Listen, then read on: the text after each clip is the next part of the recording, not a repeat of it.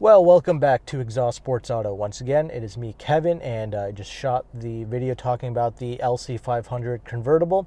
Now let's look a little bit deeper into the future, shall we? Because I think that convertible is going to drop pretty much this year. I mean, despite everything that's going on, it's going to drop soon, but the LC F. What do I think about it? Do I care about it? Honestly, not as much as you might think. I love this car, this LC 500, right? This 2020 that I'm sitting in. I actually like this car because it's appropriate for road use. I know what this car is about. I know the way they tuned it, and I didn't even drive it before I purchased the car. I mean, I didn't even test drive this car because I knew what it was. I knew it would live up to expectations, and has it? Of course it did. So the LCF, it's been released, that whole Gazoo whatever racing website, they already talked about it. It's going to utilize a twin turbocharged V8 because they're going to be using that with the race car. And there's like an LC 500 race car thing that's pretty much using a twin turbocharged V8, I've heard, and this is going to use that as well in the future. I think it might make its way into an LS as well. They're talking about putting it inside of other road cars, so you might get that in the LS 500F or whatever, LSF, and they might utilize a detuned version of that motor to put in like an LX or something like that. Who knows? I don't really care. Actually, no, I'm sorry, I do care because this engine is going to be epic, of course. I mean, they're touting like, no official numbers have been released, obviously, but it's going to be like 600 horsepower plus, like maybe 660 or something like that. If you wanted speed, I mean, you don't have to wait for this thing, because I wouldn't be surprised if this thing costs like 200 grand. And that's the other thing. This thing is going to be expensive. I mean, if it's like 150 racks, that's amazing.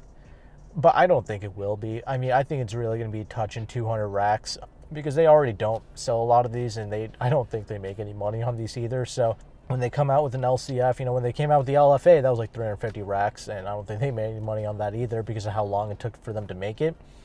This might be the similar thing. It's obviously going to be like way faster. It's going to be the fastest thing Lexus has ever made. I mean, 600 horsepower. It's just not necessary out on the street. Again, that's just a dick measuring competition. That's really all that is. But it is going to be the most epic twin turbo V8 out there. Obviously, you can get a similar formula with BMW, with AMG Benzes and all that stuff, Audis. But that's already been out there. But they're not very special feeling engines. I mean, twin turbocharged V8. I mean, once you put turbos on a car, this is more so with like the regular cars, like little 4-cylinder cars. When you put a turbo on there, it just ends up sounding like a vacuum cleaner. Like twin turbo V6s, they sound like nothing. But this is going to be developed by Lexus, of course. So, that soulful character that this car has, I'm sure it's going to continue. They're really going to engineer the hell out of that exhaust pipe, of course. The induction, the blow-off valves are going to be insane.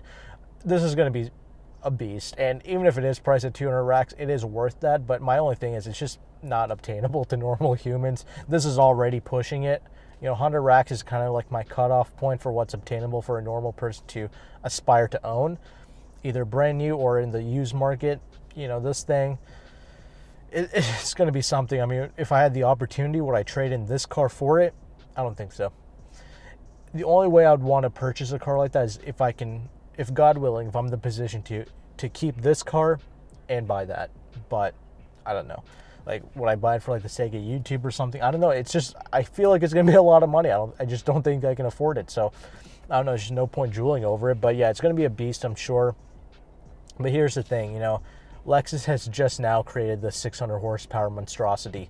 So, and the BMW M8s and all this stuff, they've had this type of formula. So, at this point, they're probably going to move into some electrification, and they're going to go into like the 1,000 horsepower territory. 600 horsepower is going to be a thing of the past now as soon as they come out with this. But have no fear, it's still going to be a very special experience, I'm sure. It's just like this car, naturally aspirated, the way it comes on, it is so satisfying to ring out on public roads. Like, this is like the most usable 500 horsepower I have ever utilized out on the road. The same day that I went to purchase this car, I actually drove a CTSV at Carry Imports. 556 horsepower is like one of the most fastest gasoline powered cars I've ever driven. It was a beast, but I was just like, damn, like 2 seconds into the throttle, I'm doing like 70 miles per hour, like without even thinking about it. You're doing over like 30 miles an hour over the speed limit in those things. So, this is just going to be insane. I hope the mayor a sheriff in your county, the whole police department. I hope you're a governor or something to utilize all that power.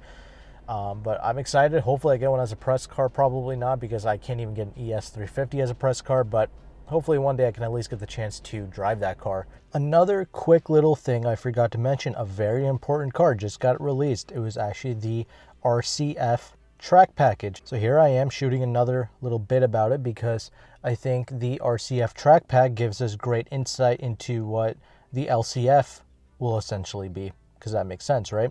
It's kind of like the ultimate kind of Lexus that they've produced technically in terms of, like, you know, track handling and all that stuff. So the LC, I'm sure, will kind of develop upon that. So what are some of the things that they did with the RCF track package? Well, they've tuned many things, and weight savings was one of them. You know, like I mentioned in my little vlog I just posted, the RCF actually lost only like 176 pounds. So it would be nice again if the LCF would lose about 200 to 300 pounds, because it's naturally a much heavier car. So that would be nice. But what do they do? Well, in the RCF, you know, in the press release, they touted a lot of little things like, oh, we shaved 700 grams off of the, you know, inside the engine bay by using some advanced aluminum, you know, procedures and all that. And, you know, so what is 700 grams? It is 1.5 pounds. So that's what they've effectively said there. You know, they saved another like 700 grams by, you know, they made the actual bumper itself. I'm not talking about like the body panel. I'm talking about the actual bumper that actually saves your life. I'm talking about that thing. I think they use like carbon fiber and like aluminum. That shaved them an extra like 500 to 700 grams. And, you know, we're talking about like 1 to 2 pounds here is what we're talking about. That's interesting. But, you know, I guess Lexus was trying to say like that's the level of detail that they went into to, you know, dig and take weight off of the RCF. Because here's another thing that they touted in the press release. They wanted to maintain the solidity and the refinement of the RCF. Like, they still wanted to keep it a Lexus. So I'm sure that's still going to continue with the LCF. It only makes sense because it's kind of like their ultimate grand touring machine, right? They did get rid of, you know, 176 pounds. They did do a lot more legitimate things. Like, they did use a carbon fiber hood. You know what I mean? So there's an extensive use of carbon fiber. Obviously, we're going to be seeing that here as well. And they did say that, you know, they still have that LFA plant, of course. That's where the LCs are made. And they still have that big carbon fiber rolling machine, so they can make carbon fiber whenever they want. And that's how they created all this stuff. And so you got that carbon fiber hood action going on. That's going to save some weight. They also touted that they used a titanium exhaust, so that saved like 15 pounds underneath, so primarily in the rear end, so that also helped. The RCF also uses carbon ceramic brakes, so that saved overall like 40 or 45 pounds, something like that, of rotational weight, which that's a big deal. But again, carbon ceramics are very expensive to replace, so that's something to keep in mind. But I'm sure the LCF is probably going to use that. That's an easy way to shed some weight, of course. And the RCF does utilize some new forged wheels, which Lexus and Toyota, they have a great relationship with BBS, so I'm sure they got some more custom made, you know, high quality forged wheels put on the RCF track package. And I'm sure we're going to see the same thing here with the LCF. Something to note there. So it's probably going to get some new forged wheels from BBS most likely. Oh, and piggybacking off of that titanium exhaust thing, that's very rare for a car, especially like in the 100 grand range. Not too many cars utilize a titanium exhaust, so there is that. And of course, they did do engine tuning, suspension tuning with the RCF track package. So it's got the stiffest suspension. It's got that going on for it, and it utilized a Michelin Pilot 4S tire, but it's like kind of bespoke made for the RCF track package. So I'm sure we're going to see some type of bespokely made Michelin or Bridgestone tire for the LCF. Something bespoke to it that's not some run flat garbage. It's probably going to be some high performance summer tire. A lot of aero downforce being utilized, of course, in the track package RCF. There's those canards, that huge carbon fiber wing in the back, all those things. I think the canards alone offer like 58 pounds of downforce at a certain speed, so there's that. And I'm sure we're going to see similar bits on the LCF as well. And the RCF actually utilized a lot of technology from the like GT3 racing car, like the RC racing car. There is obviously an LC racing car, like I already mentioned, and I already showed you pictures of it. It's going to, of course, utilize technology from them. I mean, the whole engine was pretty much fine-tuned through all that racing. So that's how we pretty much got this motor now today in a road car. So, and yeah, the interior is also different for the RCF track package. And like I mentioned, it would be cool if they just went all Alcantara. It would be very kind of like racing inspired, very focused feeling in the cabin. But of course, they're still going to keep all the nice, features and all that stuff, because it is still a nice Lexus road car. So I'm sure they're still going to utilize all those aspects as well.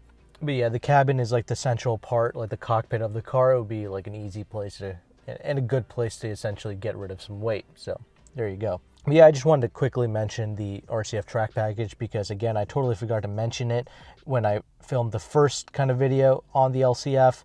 So it kind of gives us some good insight into what to look into and what kind of changes and where they're going to get their inspiration from for the LCF. So back to the video. It's going to be like less weight, of course, probably more like active aero stuff, the typical sports car formula. I wouldn't be surprised if they use like a full Alcantara interior, ditch the leather, reduce weight. I'm sure it's going to lose like 200-300 pounds or whatever to put it right around 4,000 pounds or a little under like 3,900 pounds. They could probably save a lot of weight by ditching all this leather, going full Alcantara. Suspension components, lighter forged wheels, I guess, even more so than the forged wheels that this vehicle already comes with. So weight reduction, abysmal fuel economy, I'm sure, since it's going to be twin turbocharged. I'm sure it's still going to be a nice touring, grand touring thing, of course. It's going to be usable on the road, because that's what Lexus is all about. So yeah, it's going to be the best 200 grand or slightly less than 200 grand that you can possibly spend on a car. If I had it, of course I'd blow it, but I'd be far more interested in owning that than any kind of like Ferrari, Lambo thing. I mean, I have literally zero aspirations for that. So yeah, I would much rather own this. So yeah, if you have the money, sure, blow it. But yeah, let me know your thoughts on this car. What do you think about the new LCF? It's going to be twin turbocharged. The price is going to be through the roof. I mean, if you had the means, would you get it? Do you have the means? Are you interested in this car? I've been waiting for this thing. Would you have rather than put the V10 in here? That's never going to happen. That's why those LFAs are now like 500 racks or more. So you're not going to get that, but this twin turbocharged V8 is going to be fast as hell. So might actually begin to please some of those spec sheet whores as well. But there you go. That's my little video on the LCF. Thank you again for watching. Take care and goodbye.